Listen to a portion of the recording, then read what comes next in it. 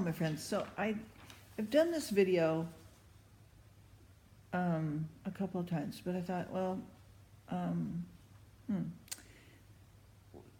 I'm going to give you the channel to look at, and then you can see her YouTube channel, and then I'm just going to do a little something different with what she's brought up. Okay, so it's the 13 signs of flirting. Just YouTube that, and you'll get the basics. I'll just tell you what she's put down, what they are, and then we'll talk about it a little bit, as opposed to being Christian and gay and straight. Okay? Yeah. All right. So first, the first 13 are the smile is a way to flirt, and she explains all that. Okay. The hair twirl, kind of a thing. Okay. The wardrobe change, the cry for help. Oh, please help me. I just can't do it. Touching lightly, or touching while somebody's talking. If I'm touching you and I'm finding some way to get close to you and touch you, means I like you. I'm into you. I want to know. I'm really, I'm loving you. Okay. It also, your physical proximity to the person that you're talking to says a lot. Also, if you're fidgeting or you're nervous but you're not that way with a bunch of other people, that says something. The proximity of how close you are to the person, if you're right in their space or you're next to them and you're talking to them and you want them to talk to you and so forth.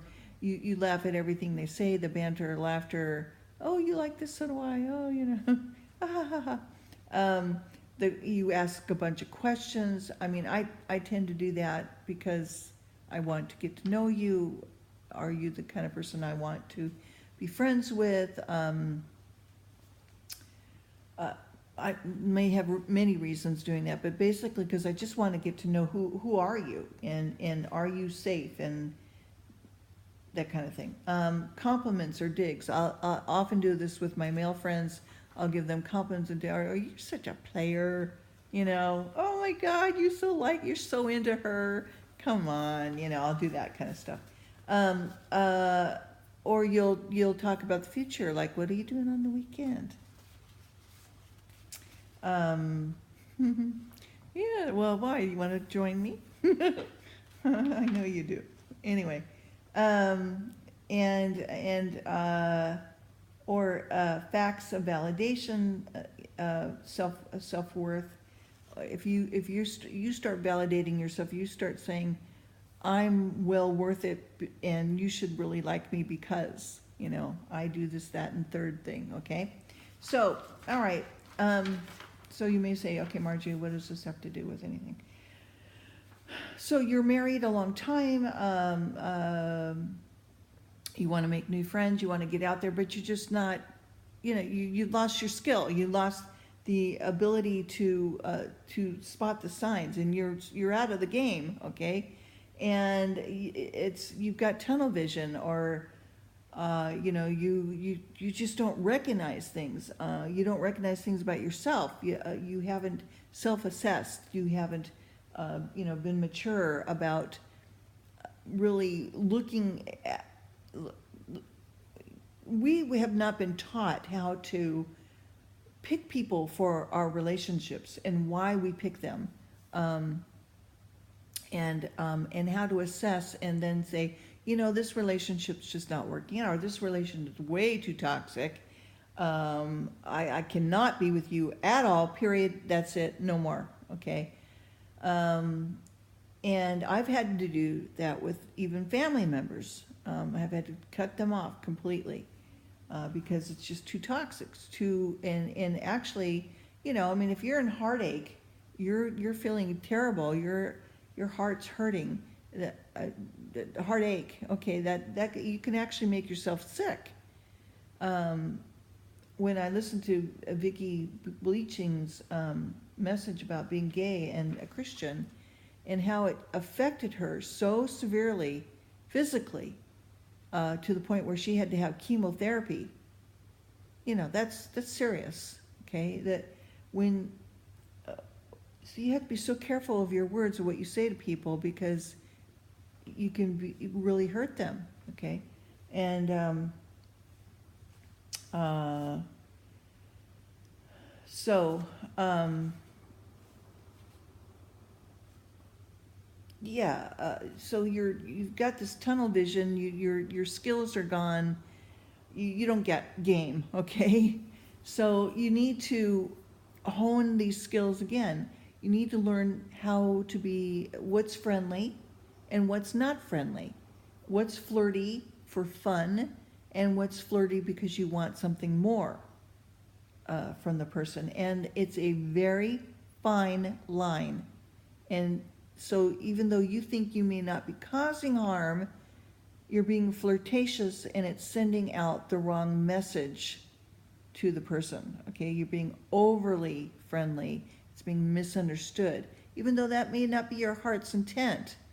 The other person doesn't necessarily always know that and may not be up on their game to catch these little subtle hints and so forth from you.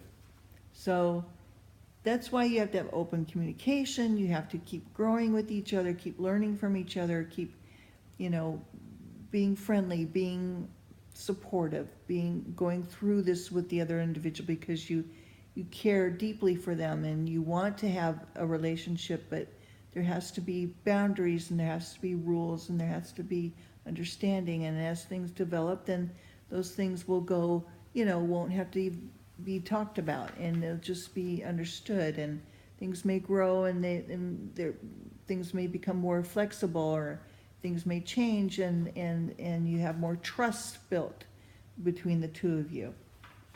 So why am I bringing that? Okay, so because the church is not addressed. First of all, they don't even allow gay people in their churches, okay? So it's only a few. And we're going to have gay and lesbian, LGBT Christians and straight Christians, okay? So how are we going to navigate that? How are we going to be friends and be respectful and not overstep? How are we going to be supportive of each other? How are we going to navigate this new, okay? This is not, maybe in the ancient times they had it figured out, I don't know, but we don't have it figured out now in the 21st century. The churches are not even opening their doors to gay people. They're still thinking it's wrong. Well, I'm sorry, I disagree, okay? My understanding of the Bible and your understanding of God is, we're still debating the little 5 verses, 6 verses that hint at maybe the fact that God doesn't like gay people, and when in fact that's not what it's saying at all.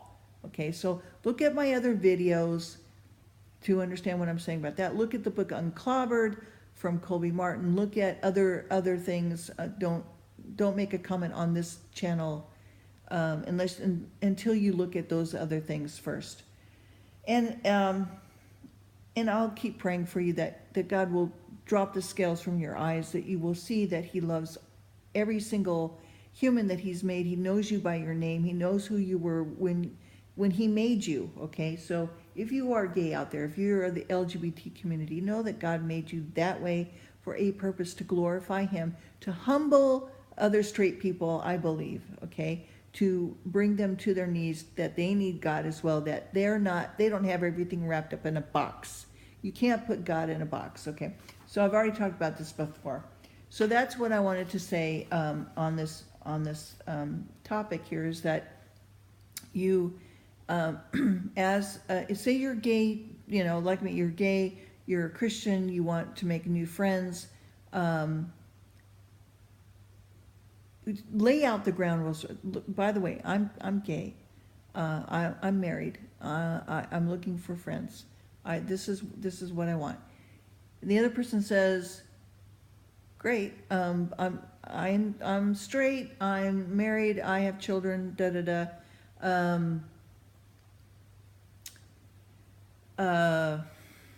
I'm only interested in the Christian aspect of our relationship, and that's all that I want from you." Okay? So recognize what those signs are before you get, make sure that there's no misunderstanding, okay? And so laying out ground rules is important, and those rules can always be changed and expanded upon, and so forth. So be flexible, and be loving, and be Christian friends to help support where the person is at, what they're going through, because friendship and love is life. It's God's way of giving us life and energy and support, and wherever two or more gathered in his name, there he is also. So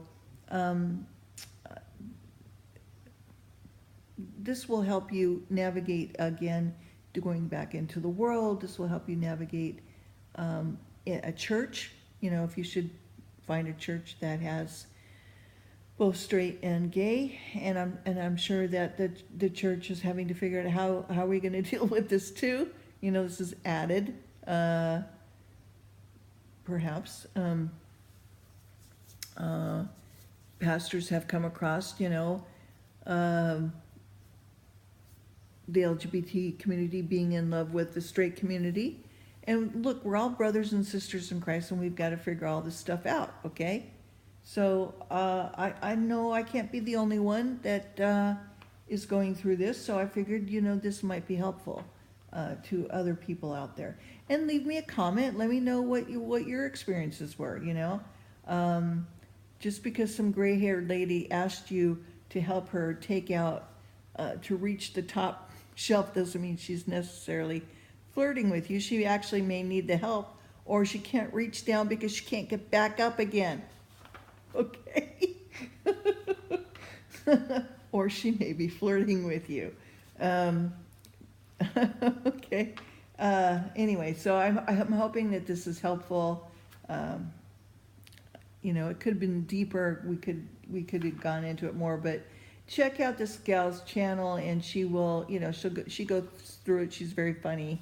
I like what she had to say on her channel. Okay, all right, so I hope this is helpful. Anything else I want to say about this particular topic? No, I've got some other videos I'm going to be doing on some other things, okay? Love, friendships, that kind of thing, okay? Talk to you later.